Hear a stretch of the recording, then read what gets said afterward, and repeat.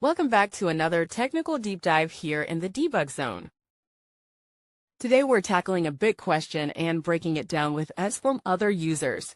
Hopefully this clears up some misconceptions and helps you get the answer you need. So buckle up, stay a little curious, and let's jump right in.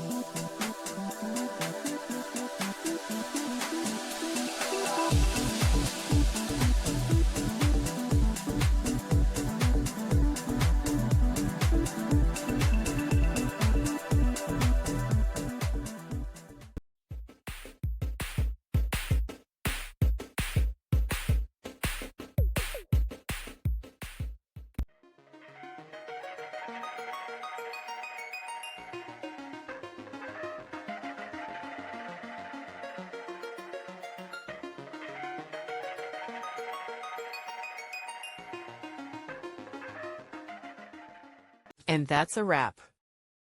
I hope you found the answer you were looking for. If you did, take a second to hit that subscribe button. It really helps out. And let me know in the comments which solution worked best for you. See you next time in the debug zone.